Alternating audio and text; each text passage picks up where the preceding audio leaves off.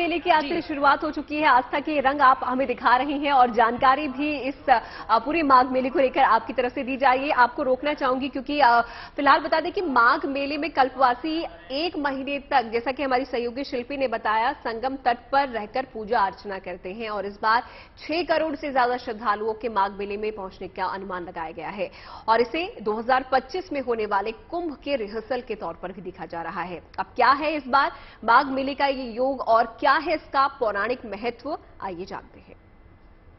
सबसे पहले ब्रिजेन जी, ये जो माघ मेला है, क्या इसका पौराणिक महत्व है और क्यों ये बेहद खास? प्रयाग भूमि परम पवित्रा, ये हमारा पौराणिक उद्घोष है। जब देव दानव संघर्ष के बाद, जब समुद्र मंथन के पश्चात, जब अमृत कलश से जो बूंदें छलकी थीं, वो प्रथम बूंद प्रयाग के इस क्षेत्र में गिरी थी। यहीं से सृष्टि हुई थी। यहीं पर मां सरस्वती ने सबको वाणी प्रदान की थी। चराचर जगत में उन्होंने प्राण फूके थे। इस चीज के लिए भगवान विष्णु यहाँ पर आकर के सभी तीर्थों के साथ 33 कोटि जो देवगण हैं, सभी का प्रवास माघ मास में यहीं पर त्रिवेणी क्षेत्र में होता है। गंगा स्नान का इतना महत्व है और गंगा के साथ जब सरस्वती जुड़ जाती हैं और ये यमुना ये जुड़ जाती हैं, तो यह क्षेत्र जो त्रिकोण क्षेत्र बनता है, वह सबको इतना पुण्य प्रदान करता है, दारिद्र्य नाश करता है। और कहा गया है कि यहाँ पर सूर्य की पूजा का एक बहुत बड़ा अवसर मिलता है माघ मास में, विशेषकर जब मकर संक्रमण होता है, जब मकर राशि में सूर्यदेव आते हैं, उसके पश्चात से गंगा स्नान उनके सबको परलोक तक को तृप्ति देता है और परलोक जाने का मार्ग देता है। अगर कल्पवास की प्रयागराज माघ मेले की एक विशेषता है, कहीं और तो क्या है ये कल्पवास जिसमें लोग यहाँ एक? मैंने अभी बात की थी गंगा स्नान का। व्रत लेने की जो परंपरा है वह पहले शुरू होती मास में बीती है, जिसे हम पुत्रदा एकादशी कहते हैं। ये वैष्णव लोग ज्यादातर करते हैं। मिलती है कि पौष पूर्णिमा के दिन से अगली पूर्णिमा तक, यानी 30 दिन हम यहाँ पर रह करके गंगा स्नान करें। और कुछ नियम हैं जो दत्तात्रेय ऋषि जी ने, मुनि जी ने यहाँ पर निर्धारित किए थे। इसीलिए उनको यहाँ के प्रवासी और यहाँ पर जो वास करते हैं 1 मास के लिए, जिसको हम कल्पवास बोल देंगे। कल्प का मतलब होता है ब्रह्मा का 1 दिन या एक पूरा का पूरा कल्प। चूंकि उतना समय हम यहाँ नहीं रह सकते, इसलिए इसको एक मास के लिए यह व्रत लिया जाता है कि हम यहाँ पर आकर स्नान करेंगे। उसी को कल्पवास कहते हैं। उसके निमित्त यहाँ पर भूमि शयन किया जाता है। माँ गंगा यमुना की जो रेती है उसमें शयन किया जाता है। सूर्य के पहले सैया त्याग किया जाता है। 3 बार स्नान किया जाता है। तीनों संध्याओं का यहाँ पर पूजन होता है। साधु सन्यासियों की सेवा की जाती है। यह भी प्रण लिया जाता है कि इस क्षेत्र से हम इस कालखंड में बाहर नहीं जाएंगे। हिंदू धर्म में विशेष मान्यता होती है माघ मेले की और जैसे हमने आपको बताया पौष पूर्णिमा के साथ इसकी शुरुआत हो चुकी है। शिल्पी सेन हमारी संवाददाता हमारे साथ लगातार जुड़ी हुई है। प्रयागराज एक बार फिर से आपको लिए चलते हैं।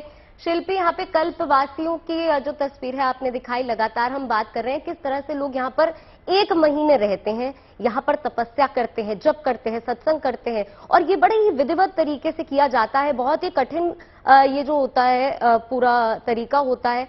अगर आपके साथ वहां पर लोग मौजूद हैं, उनसे हम यहाँ पे जानना चाहेंगे कि वो किस तरह से इसको करने वाले हैं विधिवत तरीके से, क्या नियम होने वाले हैं इसके? देखिए, बिल्कुल अभी जो लोग हैं वो दूसरी तरफ हैं, लेकिन ये सही है कि यहाँ पर कल्पवास में बहुत ज़्यादा नियम संयम का पालन किया जाता है। जो कल्पवासी हैं 1 महीने तक यहाँ पर रहते हैं।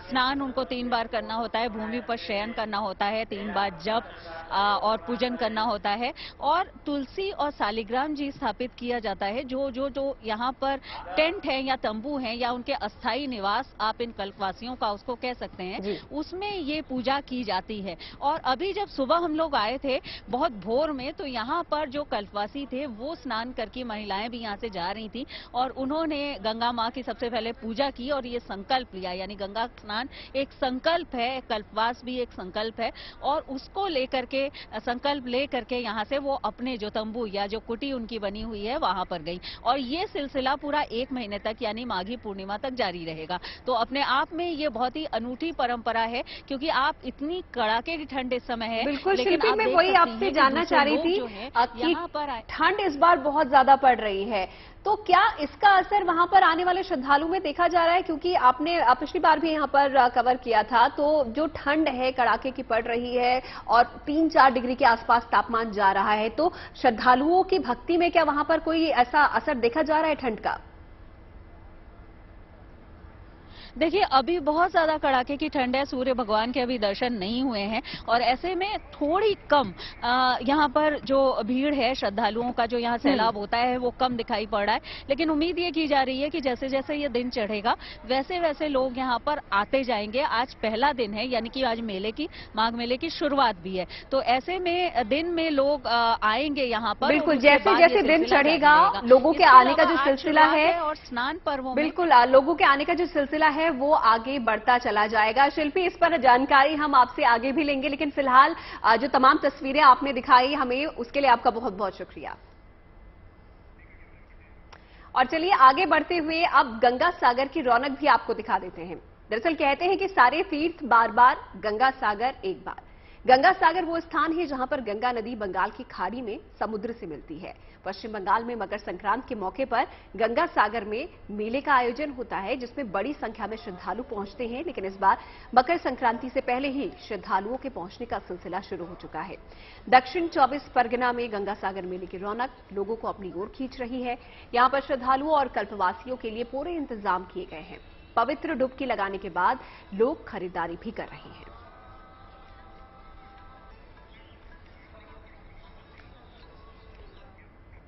चलिए संगम नगरी प्रयागराज से आपको लेकर चलते हैं कान्हा की नगरी मथुरा।